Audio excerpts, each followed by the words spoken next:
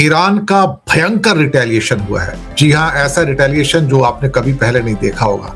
7 देशों के ऊपर अटैक किया है। 7 countries have been attacked by Iran. America shock में है, इजराइल शॉक में है, दुनिया शॉक में है कि हो क्या रहा है। जी हां, 7 देश अटैक किए गए। मैं यहां पर नाम गिनाता हूं: Kuwait, Saudi, Bahrain, UAE, Jordan, Israel, Qatar. American basis पे अटैक। और एक खास तौर से पिक्चर यहां पर, ये बहरीन का नेवल बेस है अमेरिका का। बहरीन का जबरदस्त बैलिस्टिक मिसाइल से अटैक हुआ यहां पर, जबरदस्त। अमेरिका चौंक गया है। कहां पर है एयर डिफेंस सिस्टम, कहां पर है थार्ड, कहां पर है आयरन डोम, कहां पर है एरो, कहां पर है उनके बाकी पैट्रियट मिसाइल सिस्टम्स, और एक एक करके। और इस समय कई तस्वीरें जो निकल कर आ रही हैं, जी हां, कई तस्वीरें जो निकल कर आ रही हैं इस समय, वो और ही कहानी कह रही है। आबू धाबी के अंदर इस टाइम हलचल है। लोग अफरा तफरी के माहौल में भाग रहे हैं, अपनी जान बचाने को भाग रहे हैं। आबू धाबी में बड़ा अटैक हुआ है, पूरा एयर स्पेस इस समय बंद हो गया। रियाद के ऊपर अटैक किया, आप यकीन मानोगे? सऊदी अरब पे अटैक किया है, कुवैत पे अटैक किया है, जॉर्डन पे अटैक है, यूएई के आबू धाबी में अटैक है, इसके बाद में बहरीन में अटैक है। अब ये किसी को छोड़ने वाला नहीं। पहले ही कहा था कि भाई इसको मत छेड़ना, इसको मत छेड़ना। अब सवाल ये पैदा होता है कि जो नेवल बेस के ऊपर बहरीन पर अटैक हुआ, जिसका इतना भारी गुबार उठता और बहुत डैमेज हुआ वहां पर, अब अमेरिका की एरो मिसाइल्स कहां गई? अब अमेरिका की थार्ड मिसाइल्स कहां गई? अब अमेरिका के वो सारे के सारे पैट्रियट सिस्टम कहां गए? कहां गए उनके सारे एयर डिफेंस सिस्टम? मैं पहले से कहता आ रहा हूं कि जब मिसाइलें चलनी शुरू होंगी, बैलिस्टिक मिसाइल, तो आपके एयर डिफेंस सिस्टम पूरे कामयाब नहीं होंगे, वो धरे के धरे रह जाएंगे। और आप इस तस्वीर को देख रहे हैं, ये आपको यकीन आएगा कि इस समय ये होर्मस की खाड़ी, जी हां, ये होर्मस की खाड़ी, जिसमें से Iraq, Kuwait, Saudi, Qatar, Bahrain, Oman, UAE, इन सब का तेल जाता है, गैस जाती है। सर, वो होर्मस की खाड़ी ब्लॉक हो गई है। जी हां, वो ब्लॉक हो गई है, वो बंद हो गई है। तेल का व्यापार खत्म हो गया वहां पर आज। अब हालात ऐसे हैं कि ये वैसे डरने वाले लोग नहीं थे। इनको लगता था कि इजराइल और ईरान की वॉर होगी, अमेरिका और ईरान की वॉर होगी, हमारे ऊपर अटैक नहीं होगा, हम बैठ के हाथ तापेंगे। अब तापो हाथ जरा।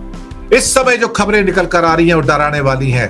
पूरा का पूरा गल्फ अब जलने के, क्या कहते हैं ना, कि अंगार के ऊपर बैठा हुआ है।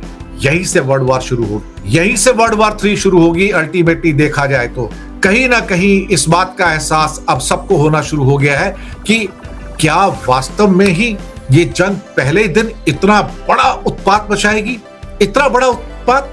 साहब, दुबई पे हमला हुआ है, अभी दुबई के ऊपर हमला हुआ है, आबू धाबी, दोहा कतर में, रियाद, ताबड़तोड़ मिसाइल के हमले, इनको चेतावनी दी है। जी हां, बहरीन, कुवैत, कतर, यूएई और बाकी देशों के जो मैंने नाम लिए, वहां पर पूरे के पूरे हमले हुए हैं। साथ में बहरीन के आइलैंड किंगडम में 5th फ्लीट हेडक्वार्टर नेवी को निशाना बनाया गया, और उसको ऐसा निशाना बनाया गया, अच्छी खासी वहां पर बर्बादी हुई है। अब बहरीन के मनामा शहर में धमाकों की आवाज सुनाई दे रही है। यूएई के अल धफरा एयरबेस पर एक किस्म से कहा जाए तो अफरा तफरी, अल धफरा है, अफरा तफरी का माहौल है। कुवैत के आर्मी बेस, सऊदी के आर्मी बेस, बहरीन के आर्मी बेस पर दोहा का एयर स्पेस बंद हो गया, यूएई का एयर स्पेस बंद हो गया है। जी हां, अब यहां पर सवाल यह पैदा होता है कि जिस ढंग से लोग घबरा कर भागे हैं, ये पहली वार्निंग है ये सारे के सारे गल्फ नेशंस को। ये पहली वार्निंग है कि समझ जाओ, वरना तुम्हारी ऑयल रिफाइनरी बर्बाद कर दूंगा, अब मैं तुम्हारे ऑयल फील्ड भी बर्बाद कर दूंगा और तुम्हारा पूरा खित्ता बर्बाद कर दूंगा। यहां से ईरान का खौफ सर चढ़कर बोल रहा है। अब क्या करेगा अमेरिका?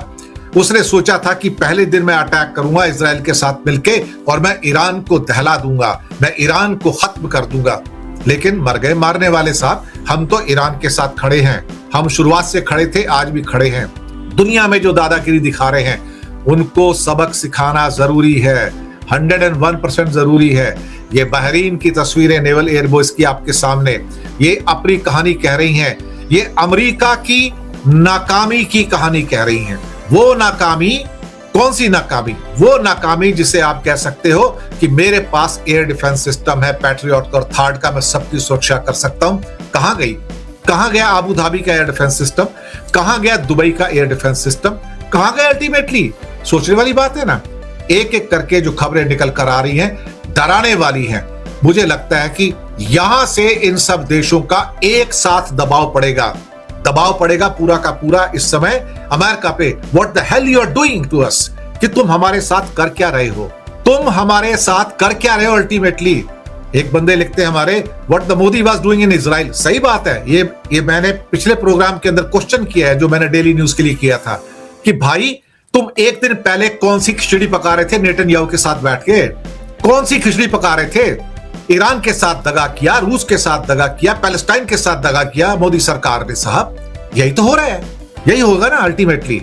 आप कोई बकरी का बच्चा तो है नहीं, और मैं कई दिनों से कह रहा हूं ईरान बकरी का बच्चा नहीं भैया, उसको इतना मासूम समझने की कोशिश मत करना। वो आएगा बाहर तो भाई साहब पीछे से रशिया और चाइना उसको सपोर्ट करने को बैठे हैं। उनका बारूद, असला, हथियार, कंपोनेंट्स आएंगे, 100% आएंगे। और अभी तो सिर्फ ड्रोन की बारिश शुरू हुई है, और शायद ड्रोन तो इसके पास हजारों में है, हजारों में, और एक एक करके वो उसके ऊपर लॉन्च किए जाएंगे। तब क्या होगा? क्या तब उन्होंने सोचा कि यह इसका एंड रिजल्ट क्या होगा? 7 देशों को जो इस समय दहलाया है, अभी तो 7 देशों में जो मिलिट्री बेसेस है उन पे अटैक किया, और कहीं इनके महलों पे अटैक कर दिया जो वहां के राजा हैं। तब वो क्या करेंगे? तब क्या करोगे?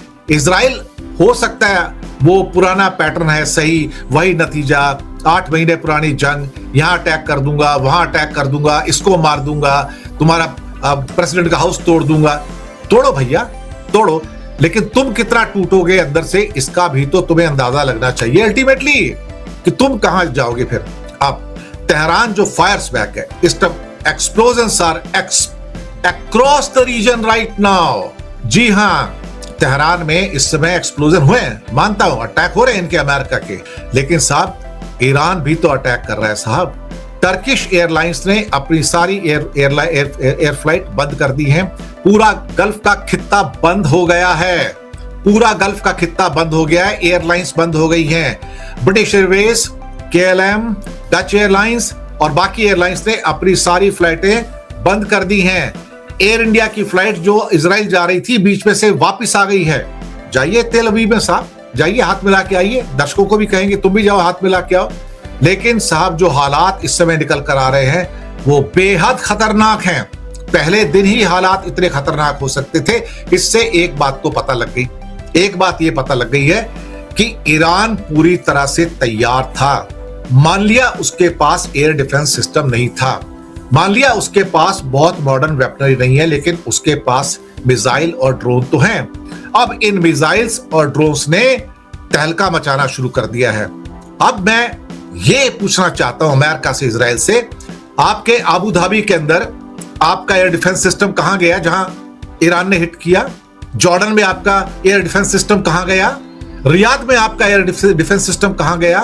बहरीन का एयर डिफेंस सिस्टम कहां गया? अभी दोहा में अटैक हुआ है, वहां का डिफेंस सिस्टम कहां गया? सवाल तो बनेंगे ना, सवाल तो बनेंगे अल्टीमेटली, सवाल पूछे भी जाएंगे। और अब तेल की सप्लाई पूरी बंद हो गई। मैंने आपको हॉर्मस की खाड़ी बताया, यहाँ पे ये बंद हो गया इस समय। भाई साहब आप यकीन मानिए, जब आज रात को या कल सुबह आप देखेंगे तो पता लग रहा है ब्रेंट क्रूड के दाम $100 पे आएंगे, $100 पे। अब अमेरिका ने छेड़ तो दिया तराना और इजराइल के साथ मिलकर, लेकिन अब यह बनेगा लंबा फसाना साहब, अब यह बनेगा लंबा फसाना। आपका बचना अब थोड़ा मुश्किल होगा, आप इतनी जल्दी अब नहीं बच पाएंगे, ये तो आप लिख कर रख लीजिए साहब। यहां से अब प्रेशर पड़ेगा सऊदी का, बहरीन का, UAE का, कुवैत का, जॉर्डन का, इजिप्ट का, ओमान का। हमें क्यों मरवा रहे हो तुम? लेकिन इनका मरना लाजमी था। इनका मरना इसलिए लाजमी था कि ये सोचते थे कि हम तो अमेरिका के साथ बैठ के आराम से मजे करेंगे, हमें कोई नुकसान नहीं होगा, अमेरिका हमको बचा लेगा। लेकिन अल्टीमेटली तकदीर में कुछ और लिखा है, अल्टीमेटली तकदीर में कुछ और लिखा है। तो साहब उनको सबक तो मिलना चाहिए ना अल्टीमेटली, और ये सबक अब मिलना शुरू हो गया है। अब सब लोग पूछे मिलकर, कहां है तुम्हारे एयर डिफेंस सिस्टम, मान लिया ईरान के पास तो एयर डिफेंस सिस्टम नहीं है, तुम्हारे एयर डिफेंस सिस्टम कहां है? बहरीन के, रियाद के, जॉर्डन के, यूएई के, अबू धाबी के, दुबई पे जहां अटैक हुए वो कहां पे सारे के सारे? देखिए साहब, दुनिया में ना कोई आदमी ऐसा नहीं है, कोई आदमी ऐसा नहीं है जो पूरे सारे के सारे चीजों को रोक ले। इस समय गल्फ के अंदर हाहाकार मचा हुआ है, हाहाकार मचा हुआ है। लोग पागलों की तरह भाग रहे हैं कि हमें बचाओ, ईरान से बचाओ। अब कहां पे ट्रंप है? और ट्रंप कह रहा था मैं तो भाई, और अच्छा एक और खबर भी आई है, और वो ये आई है कि इजराइल के ऊपर सो कॉल्ड अपना हुतीज ने, जो कि यमन से, और हिजबुल्लाह ने लेबनान से मिसाइलें छोड़ी हैं। तो जो लोग कह रहे थे कि वो डेड हो गए हैं, साहब वो जिंदा हो गए हैं यहां पर, और उनकी ओर से जो रॉकेट छोड़े जा रहे हैं, मिसाइलें छोड़ी जा रही हैं, वो भी पहुंच रही हैं साहब। उत्तरी इजराइल में इस समय मेरे हिसाब से जो मेरे पास न्यूज है, नॉर्थ इजराइल में इस समय कई धमाकों की आवाजें सुनी जा रही हैं। वहां पर नेशनल इमरजेंसी घोषित कर दी गई है, एयर डिफेंस सिस्टम को एक्टिवेट कर दिए गए हैं, लेकिन हिजबुल्लाह के ड्रोन्स और रॉकेट हिट कर रहे हैं उसको। अब साहब कब कब बचोगे, कैसे कैसे बचोगे? अब मुझे लगता है कि कुछ भी होगा, जो मिसाइलें आएंगी या कुछ भी और भी होगा, नुकसान तो होंगे साहब, और नुकसान सबके होंगे। खासतौर से हुती और हिजबुल्लाह का भी ईरान के समर्थन में आना और इजराइल पे अटैक कर देना, तो इसका मतलब ये हो गया कि चीजें अब यहां से और तेज होती नजर आएंगी। अब इसके बाद ये अपनी जान को बचाकर भागेंगे, और उसके बाद सऊदी वगैरह कहेंगे यूएई भाई साहब अमेरिका बंद करो, सीज फायर कराओ, हमें जीने दो और इसको भी जीने दो। और अब अगर सीज फायर होगा तो अब ईरान अपनी शर्त रखेगा, अमेरिका से कहेगा to hell with you, to hell with you, मेरी सैंक्शन खोलो, मैं तेल बेचूंगा और तुम मुझे रोक नहीं सकते, वरना मैं पूरी हॉर्मस की खाड़ी को बंद करके तुम्हें बर्बाद कर दूंगा, गल्फ के खित्ते को बर्बाद कर दूंगा। मरता क्या ना करता साहब, मरता क्या ना करता, आपको फॉलो करना पड़ेगा। आपके पास कोई रास्ता नहीं बचता है कि आप क्या कर सकते हो यहां पर। इसका मतलब 7 देशों पर हमला, 7 कंट्री साहब, ये अपने आप में हिस्टोरिक है। इस बात की कल्पना इजराइल ने और अमेरिका ने नहीं की थी कि 7 countries will be hit by Iran. कुछ सोच नहीं सकता था इसके बारे में, सोच नहीं सकता था कि 7 countries can be hit by Iran, वो भी फर्स्ट डे, कुछ ही घंटे के अंदर। Kuwait, Saudi, Bahrain, UAE, Jordan, Israel, Qatar, एक ओमान बचा है बस, वो भी हो जाएगा। भैया ये जो यहां पर ये आपको जितने देश नजर आ रहे हैं ना, यहां पर ये सारे ईरान की चपेट में है इस टाइम। अभी तक बस ओमान पे हमले की मेरे पास कोई खबर नहीं है। इसमें से एक भी ऐसी जगह नहीं है जहां पर हमला नहीं किया ईरान ने। UAE yes, Qatar yes, Saudi yes, Iraq yes, Jordan yes, Israel yes, बिल्कुल, और बहरीन यस। कहां तक बचोगे? और यहीं से सारा तेल जाता है, यहीं से सारा का सारा तेल जाता है निकल कर। तो तेल तो ब्लॉक कर दिया ना, अल्टीमेटली तेल तो ब्लॉक कर दिया। अब आप क्या करोगे? अपने आप को कहां तक बचाओगे? एक शख्स लिखते हैं एनी कैजुअलिटी। देखिए, जंग होगी तो कैजुअलिटी होंगी, कभी कम कभी ज्यादा होंगी, इसमें तो कोई शक वाली बात नहीं। तो ये वक्त कैजुअलिटी गिनने का नहीं, बल्कि ये वक्त है इस समय की दुनिया में क्या होने जा रहा है। ये वर्ल्ड वॉर 3 का ऐलान है एक्चुअली, इतने सारे देश एक साथ आए हैं तो वर्ल्ड वॉर 3। आप सोच सकते हो कि एक कंट्री एक साथ में 7 देशों पर हमला करता है, 7 कंट्रीज। आपने कब सुना? आप मुझे बताइए, क्या आपने सुना कि रशिया ने बीच में 7 कंट्री पे हमला किया हो? कभी सुना आपने अमेरिका ने 7 नेशन पे हमला किया हो? आप बताइए, कभी किसी सुना आपने? रिसेंट हिस्ट्री में उठा के देख लीजिए कि क्या इसी एक कंट्री ने 7 कंट्री पे हमला किया है। सऊदी पे हमला हो गया, एक शख्स लिख रहे सऊदी पे हो गया, रियाद पे हमला हो गया साहब। रियाद घुटने टेक के खड़ा है, हाथ जोड़ के खड़ा है, और इसी रियाद को F-16 F-35 अमेरिका बेच रहा था, थर्ड सिस्टम बेच रहा था। तो कहां है थर्ड सिस्टम भाई उनके? ना रियाद में थर्ड सिस्टम काम करता है, ना पैट्रियट काम करता है, ना बहरीन में काम करता है, ना अबू धाबी में काम करता है, ना दुबई में काम करता है, ना दोहा में काम करता है। तो भाई साहब, ये चने के झाड़ पर बैठ के किसको माल बेच रहे हो आप? ये जो चने के झाड़ पर बैठकर किसको माल बेच रहे हो? और क्या इजराइल रोक पाया? क्या इजराइल उन मिसाइल्स को रोक पाया जो ईरान ने दागी हैं? भाई वो भी तो अच्छी खासी हिट कर रही है ना वहां पर। इस बात से कोई क्यों भूल जाता है? दरअसल इस बार पता क्या हुआ ना, वो जो 12 दिन की जंग थी ना, 12 दिन की जंग के बाद ईरान ज्यादा समझदार हो गया और उसे पता लग गया कि कमजोर नस कौन सी है और अल्टीमेटली कौन सी नस मेरे को दबानी है। और अल्टीमेटली वही हुआ साहब। अब तेहरान तो दहल गया, खबर तो यही आ रही तेहरान दहल गया, लेकिन साहब पूरा गल्फ भी तो दहला दिया साहब। यही कमजोर नस है और ये सिटिंग डक है। जब चाहे दुबई, आबू धाबी, दोहा, रियाद, जड्डा, जहां मर्जी चाहे हमला करे साहब वो। चलिए, ओमान में मैंने कहा, मस्कट के एक लिख रहे हैं, ओमान में अभी तक हमला नहीं हुआ है। मैं आपको, Oman is still not attacked, ये मैं बता दूं अभी आपको। ओमान का नाम अभी तक नहीं आया है, मेरी लिस्ट में भी नहीं है। अब आप खुद ही सोचिएगा कि इन हालातों के अंदर आने वाले दिनों में ये जंग अगर लंबी चली तो ये पूरा खित्ता जलेगा, पूरे के पूरा गल्फ आग में। और अगली बार इसका अटैक जो होगा वो ऑयल फील्ड पे होगा, रिफाइनरी पे होगा। सिटिंग डक है वो, सिटिंग डक। इन सारे देशों की रिफाइनरीज और ऑयल फील्ड जो है सिटिंग डक है भाई। 2 मिसाइल मार दो, पूरी की पूरी ऑयल फील्ड और सारी रिफाइनरीज 5 साल जलती रहेंगी वहां पर, आप कुछ नहीं कर सकते वहां पर। लेकिन ईरान ने एक बात तो बता दिया और जम के बता दिया कि तुम मुझे दबा नहीं सकते, तुम मुझे प्रेशराइज नहीं कर सकते। दुनिया में तुम सारे 200 मुल्कों पे दादागिरी कर सकते हो ट्रंप साहब और नेतन्याहू जो हत्यारा है, कातिल है, लेकिन तुम ईरान को नहीं दबा सकते। तो मैं कहूंगा शाबाश ईरान। इसके बाद मैं फिर शाम के 5 बजे के प्रोग्राम में 5:15 बजे आऊंगा आपके सामने कुछ और खबरों को लेके। लेकिन फिलहाल तो साहब पूरा गल्फ आग की लपटों में और एक किस्म से कहा जाए कांपता हुआ।